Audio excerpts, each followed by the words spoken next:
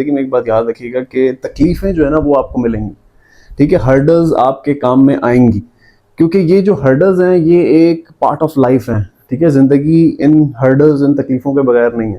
تو وہ اکثر میں ایک بات سنتا ہوں کہ جی انسان جو ہے وہ اس جگہ کے اوپر سکون مانگ رہا ہے جہاں پہ آدم کو سزا کے طور پہ اتارا گیا ہے۔ جس انسان کے جتنے زیادہ پنگے ہوں گے وہ اس کی زندگی میں اتنی ہرڈلز ہوں گی، ٹھیک ہے۔ جس طرح فار ایگزامپل ہم ایک بزنس کرتے ہیں، ہم اپنے پروجیکٹس بناتے ہیں، ہم اپنی ایکٹیویٹیز کرتے ہیں، لوگوں کے ساتھ 100,000 معاملات ہمارے ہوتے ہیں، تو جتنے بڑے ہمارے پنگے ہوں گے اتنی بڑی ہماری ہرڈلز ہوں گی۔ تو اگر آپ وہ کہتے ہیں نا کہ فارغ بیٹھ جائیں، ٹھیک ہے، تو وہ فارغ بیٹھنے سے بہتر ہے کہ آپ لیٹ جائیں،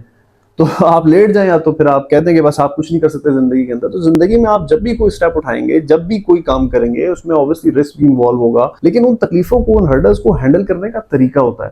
اس میں اسٹریٹجیز ہوتی ہیں، مینجمنٹ ہوتی ہیں، آپ ڈٹ جاتے ہیں، آپ جو ہے وہ اپنے آپ کو منوا جاتے ہیں کہ نہیں جی بس میں کر سکتا ہوں، ٹھیک ہے۔ اور سب سے ان چیزوں سے سب سے پہلے جو ایک چیز ہے نا وہ آپ کا خدا کے اوپر ایمان ہے۔ اگر آپ خدا کے اوپر ایمان رکھتے ہیں نا کہ یار اللہ مدد کرے گا اور اللہ انشاءاللہ جو ہے وہ مجھے کامیاب کرے گا، تو آپ کو کامیاب ہونے سے کوئی روک نہیں سکتا۔ آپ کی زندگی میں بہت سارے حاسد لوگ ملیں گے، آپ کو بہت سارے آپ کو ایسے لوگ ملیں گے جو آپ سے ناخوش ہوں گے، آپ کو ناپسند کریں گے۔ اور اس ٹائم جو موجودہ دور ہے، بڑی ذمہ داری سے ایک بات کر رہا ہوں کہ انسان کو کسی اور چیز سے خطرہ نہیں ہے، انسان کو ایک دوسرے انسان سے خطرہ ہے۔ تو اور جو بندہ حاسد ہے اس کو آپ کہہ لیں کہ ایمان ہی نہیں ہے اس کا خدا کے اوپر، ٹھیک ہے۔ اگر کوئی بندہ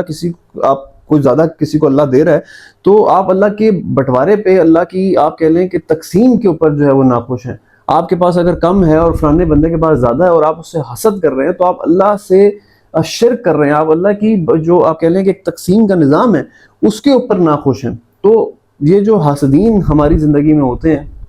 اللہ ان سب سے بچائے سب کو۔ اور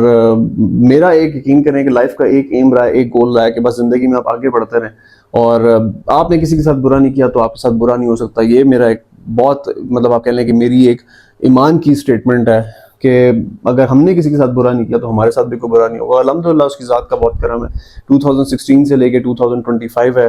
وی have done multiple of projects, بہت سارے لوگوں کے الحمدللہ ہم نے ریزیڈینشیل گھر جو ہے وہ بنائے اور ان کو ہینڈ اوور کیے، وہ ہنسی خوشی اپنی زندگی میں رہ رہے ہیں۔ کمرشل پروجیکٹس ہم نے بنائے، کمرشل پروجیکٹس میں لوگوں کو فائدے ہوئے۔ تو اللہ کا شکر ہے، اس کی ذات کا یہ کرم ہے کہ ہم نے جب آج تک سے برا نہیں کیا تو مجھے پتا ہے کہ ہمارے ساتھ بھی برا نہیں ہوگا الحمدللہ۔